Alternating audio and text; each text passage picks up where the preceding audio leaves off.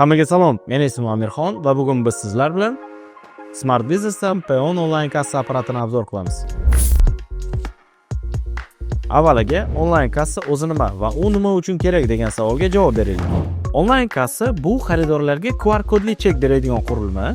U xarid haqidagi ma'lumotni saqlaydi va real vaqt jarayonida soliq qo'mitasiga jo'natadi. O'zbekistonda naqd pul yoki karta orqali to'lov qiladigan deyarli har bir tadbirkor onlayn kassa apparatidan foydalanishi shart. Yakka tadbirkorlar bundan mustasno. Ular uchun kassa apparati majburiy emas, lekin to'lov korporativ karta orqali qabul qilinsa, baribir QR kodli chek talab qilinadi. Keling unda kassa apparatini ochamiz. P10 onlayn kassani xarid qilib, quyidagilarga ega bo'lasiz. Kassa apparatini o'zi, quvvatlantiruvchi qurilma va texnik pasport. Shuningdek, to'plamada kassa egasining shaxsiy kabineti ham bor, unga hisob yuritish tizimi o'rnatilgan.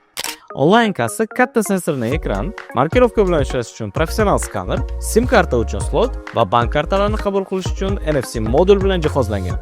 Kassa interfeysi intuitiv darajada tushunarli va foydalanish uchun qulay. P10 bilan osonlikcha smenani ochib to'lov qabul qilishni boshlaysiz. Mijoz tovarni qaytarsa qaytarishni rasmiylashtirasiz. Smena oxirida hisobotni shakllantirasiz. Ushbu apparat do'kon, kafe, restoran, apteka, yoqilg'i quyish shoxobchalari va boshqa istalgan to'lov qabul qilinadigan bizneslar uchun to'g'ri keladi. Kassa Humo, Visa kartalari orqali hamda Uzkart yagona QR orqali to'lov qabul qila oladi. Bundan tashqari kassa taniqli to'lov tizimlari bilan ham ishlaydi. Qolaversa, bu ikkitasi bittada qurilma.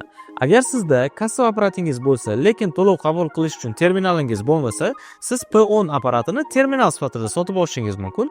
Bu holatda to'lov haqidagi ma'lumotlar soliq qo'mitasiga jo'natilmaydi va siz abonent to'lov to'lamaysiz. Hozircha hammasi shu. Agar savollaringiz bo'lsa, izohlarda yozib qoldiring. Keyingi rolikimizda biz hisob yuritish tizimimizni batafsil ko'rib chiqamiz. Ko'rishguncha xayr.